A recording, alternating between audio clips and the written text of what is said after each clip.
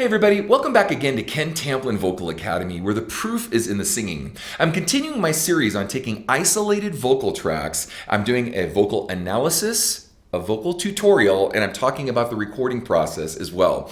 If you wouldn't mind, please like and subscribe to my channel. That'd be really cool. I have a singing course. The singing course is called How to Sing Better Than Anyone Else.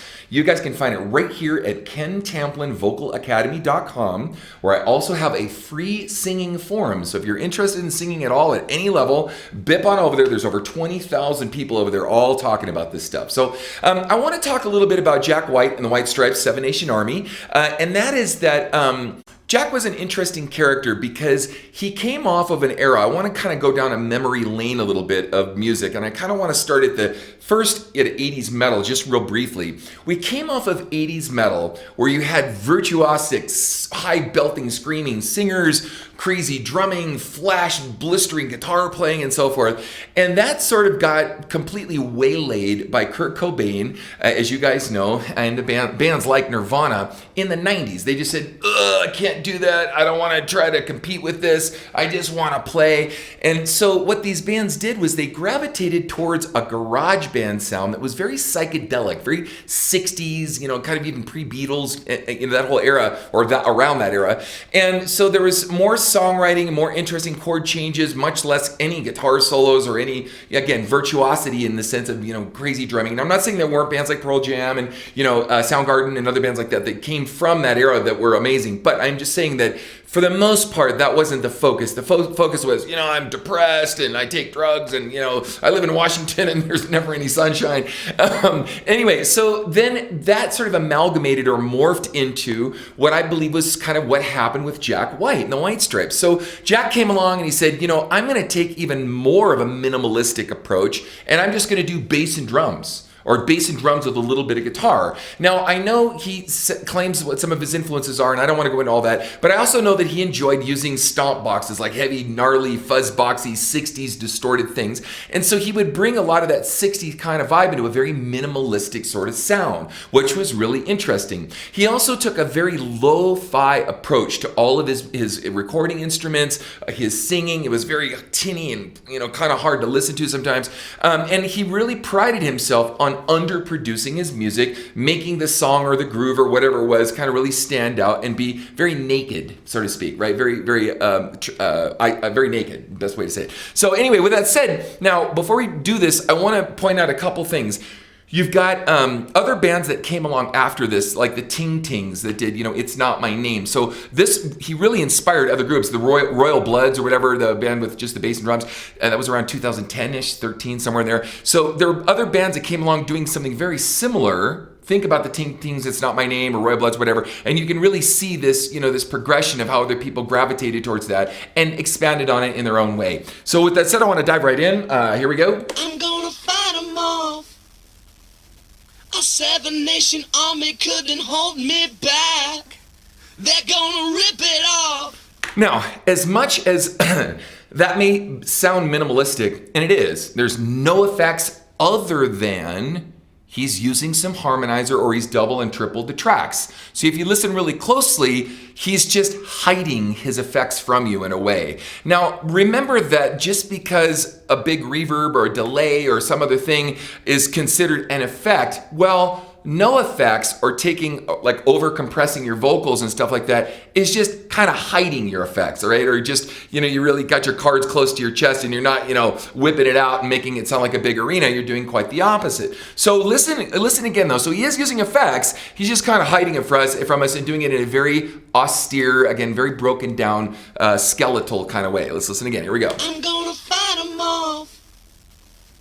A Seven Nation Army couldn't hold me Hear that? back. The multi-track? They're gonna rip it off.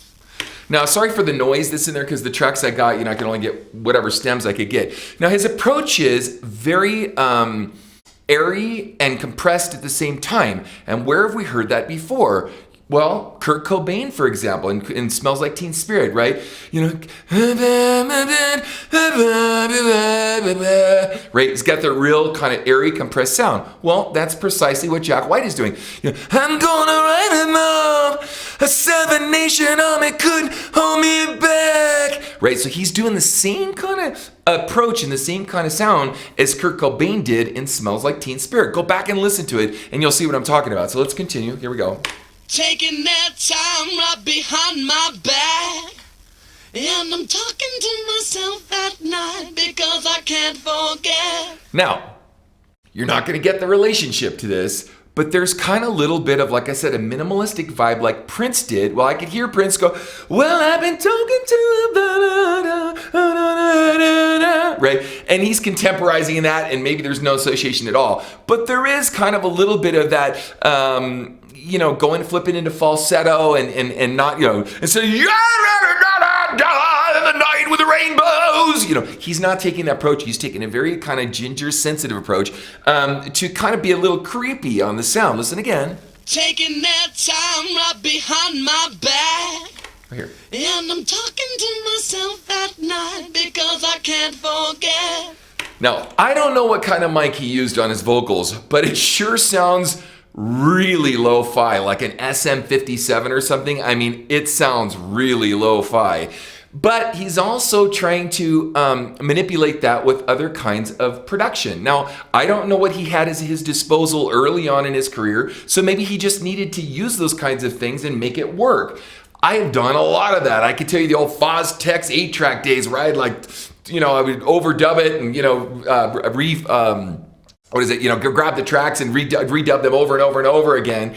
And so I would do 16 tracks to 24 tracks on a little Fostex. Even the early Fostex 4-track recorders, man, I'd overdub the crap out of that thing to get as many tracks as I could out of it. And it gave kind of a certain small, compressed, kind of weird sound. Very similar to this, okay? So let's continue. Here we go. Back and forth through my mind behind a cigarette. And by the way, in contrast to the vibe, you don't really sniff it out when I say something like Prince or whatever, because the content is so aggressive. His lyric is so aggressive. A Seven Nation good army couldn't hold me back. He's got this attitude of like he's his own army, an army of one, so to speak. So you don't really think of that because you think of his bravado in the way he's presenting his lyrics. So here we go, some more.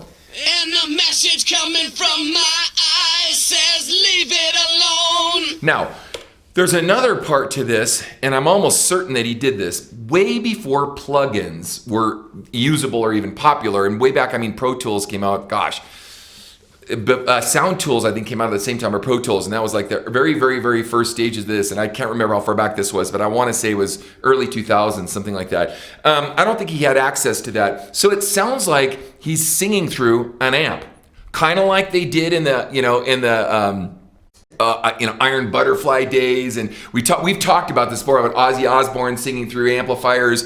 We talked about Slow Ride, bands like that were doing these songs where we're singing through PA systems and miking them, or singing through amps and being distorted. Now, a king of doing this kind of stuff was Jimmy Page, ironically, and Jimmy Page messed with playing through Leslie's that were, the organ thing that twirls around. For you guys that don't know, you guys that do are laughing at me right now. I know, but some people don't. He would experiment with bows and all kinds of stuff. That's a lot like what Jack White is doing, right? Jack White is experimenting with all these different stomp boxes, early electro-harmonics, and fuzz boxes and stuff. So you hear that here, and let's go back and listen to this again really quick. You hear this kind of singing through an amp or overly distorting the sound, like a little bit of amp and miking the amp kind of thing. Listen. And the message coming from my eyes says, leave it alone. Now, that would also explain the tinniness to the sound. And a message coming from my eyes says, leave me alone. Right? You hear my mic, it's going big fat round sound. That's not this sound. It's almost annoying to the ears because there's so much 4, 6, 8K on the sound. It's so bright and harsh to listen to. So it wouldn't surprise me if you had to kind of roll off some of that just to get it to sit in the track. So let's continue to move a little bit farther. Now, there's nothing super remarkable about his vocals, so it's not like I could sit here and give you this, here's how to sing like Jack White kind of thing. I'll do my best, but the best I can say is kind of like what we talked about Kurt Cobain. Now, if you notice, he's not singing heavy at all, so he's not using really that much support, and I've heard him live too, and he does the same thing. But let's continue. Here we go. Don't want to hear about it. Now, I want you to and bring your friends and children. Right? Think of Kurt Cobain. Think of adding this there. So if you guys want to really try to do this, don't want to think about it. Just go. You'll get a lot of air, but you're going to dry out the chords doing this. So you got to kind of hold your breath and compress. A Seven Nation Army couldn't hold me back. Right? You got to compress that air so that you're not using too much air like a flamethrower of air across your vocal folds to dry them out. And then you kind of get to this sound. Now, I personally recommend using some diaphragm so that you can compress and control the air better rather than the way Jack's doing it here, because he's definitely going to lose his voice doing this sound for very long. Every single one's got a story to tell. Everyone knows about it. And by the way, there's another thing that I like about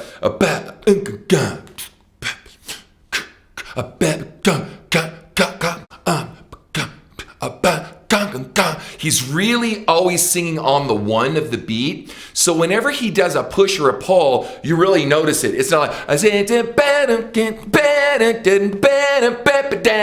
you know, guys that sing with pushes and pulls, that's a lot sexier, not more swag as far as, 8th and 16 note pushes, but you don't notice this rigid sort of thing on this. So what this does is ironic that the song is called Seven Nation Army, and you kind of,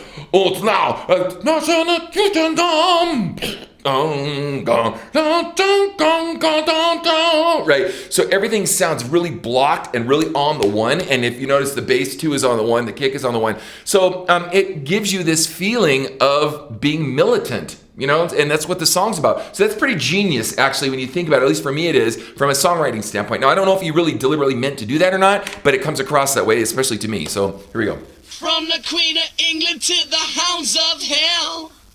And if I catch it coming back my way, I'm gonna serve it to you. Now, from the Queen of England to the Hounds of Hell, he's using some poetry. So for you that don't know, for you guys out there that don't know, look up the Hounds of Hell and you'll see some of the history background that he's referring to. So it's not bonehead songwriting, which is really cool. The lyrics are, it's not like, my libido, isn't that neato? Here's Nirvana, a piranha. It's not like that kind of vocal. It's thought out, and there's a lot of lyrical, prowess to it. There's a lot of thought behind the lyric, which is cool. And that ain't what you want to hear, but that's what I'll do. Cool. And he's got that real dramatic, that's what I'll do. He's got a real dramatic vibrato, which also brings out the intensity of it, right? I just came off of doing Creep, and I just released it, and it's a similar thing as far as like really kind of, accentuating this, again, just very unnerving, unsettling, kind of creepy, mentally deranged kind of feeling that you're getting as you're listening to the track. So that's another point to this here. And the feeling coming from my bones says find a home. Now, if you notice, he's not really, but says find a home. He's not like leaning, says find a home. He's real small on the sound. There's a big instrumental break here, so I'm going to move all the way up to where the next vocal happens. Here we go. I'm going to Wichita. Now, if you notice, it almost sounds like there's some vocal underneath. Listen. I'm going to Wichita. I hear a tiny bit of octaver underneath that. Now, it could have been that he sang through, because I know he loved guitar pedals, he could have sang through a guitar pedal with a little bit of octaver on the guitar pedal as it's going through the amp and mic'd the amp. I mean, you might think I'm crazy, guys, but I'm telling you, that's what this sounds like to me. It sounds like someone maybe singing through a guitar pedal with a 57, maybe some effects, he might have used, like some kind of, MXR, Electro-Harmonix or something, some kind of, doubler effect with an octaver down below, because you hear some rumble. Listen. Far from this opera forevermore. Especially in the first one. Listen to this.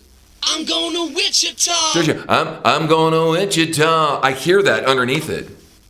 It's subtle, but it's at least in that part it's there. Far from this opera forevermore. I'm gonna work the straw. Make the sweat drip out of every pore. See, sweat drip out of every pore. Right, and then sometimes when he does his pushes, it really accentuates the pushes because everything is so, on the one, so to speak, right? So. And I'm bleeding and I'm bleeding and I'm bleeding right before the Lord. And I'm bleeding and I'm bleeding and I'm bleeding right before the Lord. Right? He's got that kind of Prince kind of falsetto, and a lot of other people have done it too. I don't want to over accentuate Prince. There's other people who have done it too. But all right, let's continue. All the words are gonna bleed from me, and I will think no more. And the stains coming from my blood tell me go back home. Now, one more thing, and then I want to dive into kind of the recording process. Obviously, he does not have a lot of range, so he's using what he has to work with. So this is a lesson to a lot of people out there that, I don't have all this range, or I don't have this voice. I have this saying, a singer is only a singer because they have the guts to be one. And what he did was he took very little range and very little vocal ability, and he really worked it with effects, even though he was against effects. And he did his own version of his own minimalistic effects, low fidelity, all the different things he did. But he really worked his half octave. And in this song, he's pounding on the same note all the way through and with very little dynamic range of the actual notes themselves. So I think that's really interesting. Now, what I want to do is I want to add the music to it so that you can hear how this works out with the music. And then I want it in the spirit and in the nature of what he did. I want to do my own version of what we would do in today's 21st century if we were to take his concepts of low fidelity without adding a bunch of big reverbs and this, that, whatever, but tweak a few things. I'm going to make my own mix. I did some secret stuff I'm going to set aside. I'll tell you what I did in a minute. But I'm going to go ahead and I'm going to play this for you with his a vocal against the rhythm track. Here we go. I'm gonna fight 'em all. A seven-nation army couldn't hold me back. So you hear how dry and raw and naked that is? Listen to it one more time. Check it out. It's just bone dry. Listen. I'm gonna fight 'em all. No reverb. A seven-nation army couldn't hold me back. They're gonna rip it off. Taking their time right behind my back. Cool. What I did is I took his track and I added some other goodies to it. Now let me show you what I did. I'm going to go ahead. I'm going to add the tracks and things that I did. I'm going to do it first and play it for you and let you listen to it. Now check this out. Here we go. Whoops. I added all kinds of fun stuff. You tell me what you think. Check it out. I'm gonna fight 'em all. A seven-nation army couldn't hold me back. They're gonna rip it off. Taking their time right behind my back. Okay, now what did I do? I did all kinds of stuff. I detuned his vocal a little bit on the left and right. So I detuned it a little bit up about 4 cents and detuned the right side down around 7 cents. Then I took all three of those tracks and I put them down an octave just for fun. And I offset them by about 5 milliseconds. Then I took the actual track itself, the instrumental track, and I took that down 1 octave. And then I did it again and I took it down a second octave and then I rolled off all the high end and only have a subsonic frequency of the kick drum. So there's a kick drum that if you have a really good stereo system or really good headphones, you have a kick drum that is just slamming and you can hear how much frequency is now taking up the track. I also took his lead vocal and I kind of rolled off some of the high end and I took it down 2 octaves and I just created a room sound and I'm only using a very short room sound. I'm not using the original track at all and I'm using that as a subsonic frequency. And then I did one more thing. I took it up an octave, I rolled off some of the high end and I put just a little tiny bit of a different room sound, a little longer room, just to create air of the illusion that he has a whistle register going on as though he's whistling to the sound. Listen closely. Let me mute everything again for a second. So I'm going to delete everything except his original track. All right, we're going to start there so we can see where we started, and then I'm going to add it as we go. Here we go. Check it out. I'm gonna fight 'em all. Original. A seven-nation army couldn't hold me back. They're gonna rip it off. Taking their time right behind my back. And I'm talking to myself at night because I can't forget. Cool. cool. Now, if I were to take out the tracks together and play this alone, it'll sound kind of weird because it's how much the track sucks up the sound to not hear all these other voices going on, but to give it this crazy beef. Check it out. I'm gonna fight 'em all. Whoops. A seven-nation army couldn't hold Let me do that again. You heard the octave of the rhythm track. I didn't mean to do that. Kind of cool though. You got to hear it sound like just the octave. But let me do this again. Here we go. I'm gonna fight 'em all. A seven-nation army couldn't hold me back. Without it. They're gonna rip it off. That's alone. Taking their time right behind my back. With it. And I'm talking to myself at night because I can't forget. Back and forth through my mind behind a cigarette. And the message coming from my eyes says leave it alone. Now, there's a lot to be said for the minimalistic part. I was just having fun with the track to show you all kinds of the crazy stuff you could do and explain how effects can be used without you really detecting them in the same kind of way. Hopefully this was beneficial, gang, and definitely check out my next video.